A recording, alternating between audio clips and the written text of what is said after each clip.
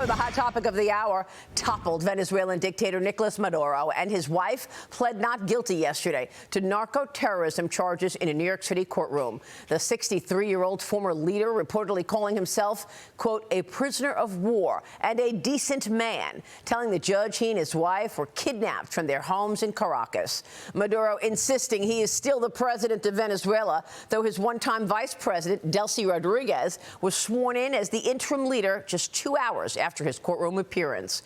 Rodriguez condemned Maduro's capture and the U.S. strikes, but offered to work with the Trump administration on, quote, an agenda of cooperation.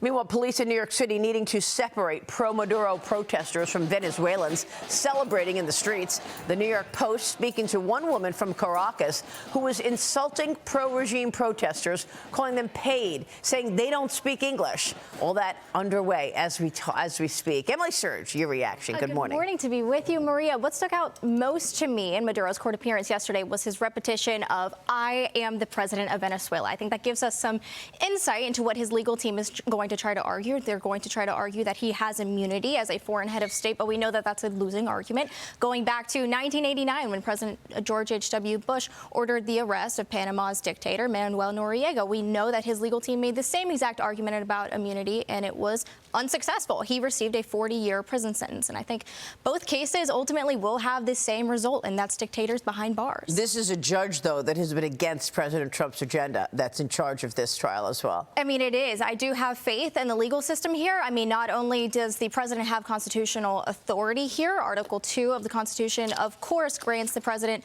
authority as commander-in-chief. The American people also set forth a mandate in the November presidential election, told this president, protect our national security, protect our borders. So I have faith in the legal system. We'll see how this plays out. Michael, what do you think? You know, I'm a little surprised that they're bringing this case in the Southern District of New York, although it seems that the intelligence agencies were very active in this, and there's been some speculation in the media that the vice president was the key source for the intelligence agencies to set off this this raid, which was unbelievable. You keep in mind, Venezuela has all the latest and greatest military technology from Russia, from China, and they were able to go from the ocean to Caracas, 3,500 feet above sea level, really without sustaining any meaningful damage. So the marvel of this and what the Delta guys could do in coordination with the intelligence agencies has to put fear in every leader of the world that opposes the United States, that wherever you are, we can get you at any moment.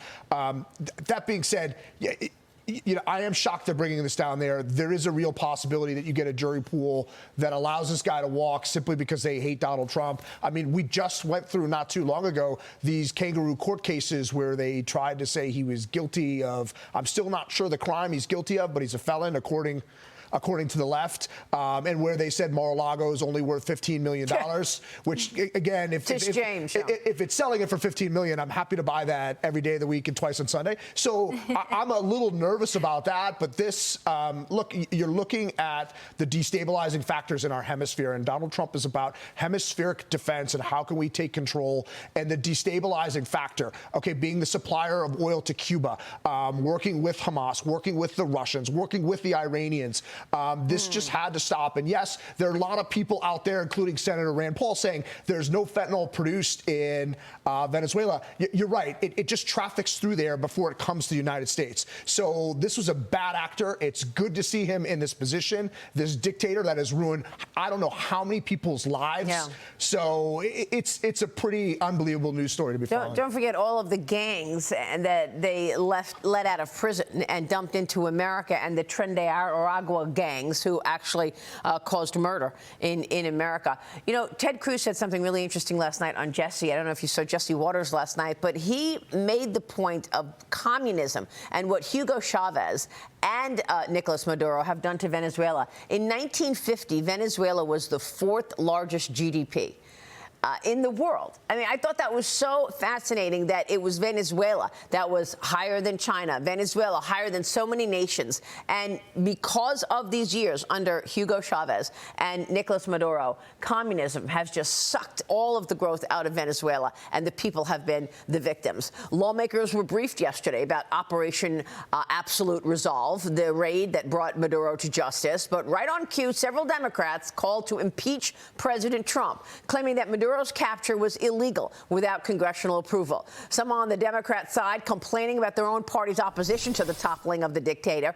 One House Democrat told Axios, quote, "I think it looks weak if you don't acknowledge when there is a win for the country, then you lose all credibility." Michael, when you look at what has gone on with these Democrats, Chuck Schumer was calling for the ouster of Nicolas Maduro years ago. Bernie Sanders, same thing. They all wanted Maduro out, and yet now, because Trump did it, now it's illegal. So, look, when we talk about impeachment, like if President Trump drank too many Diet Cokes and had to use the restroom, they'd impeach him for that. So that's really, they've destroyed the value of that. And if you look at, again, if it wasn't for double standards, the left would have no standards at all. And just one last thing that people in New York City and this country should take in mind from this, you can vote in socialism, but you have to shoot your way out of it. Okay, there is no voting out socialism. And GDP peaked at $150 billion a year, and now it's about 30 in Venezuela. It's unbelievable the destruction that socialism and communism has done in that country over the last 30 years. That's the point that Ted Cruz was making last night. Final word Absolutely. here. Democrats are panicking, and they should be, because I think this single military operation just created a lot of new Republican voters. I can tell you, I'm from Miami-Dade County. It was Venezuelans and it was Cubans that helped fuel this president's return to the Oval Office. They are very happy right now. And it was the Venezuelan and Cuban populations that flipped Miami-Dade County not too long ago. Wow, great point.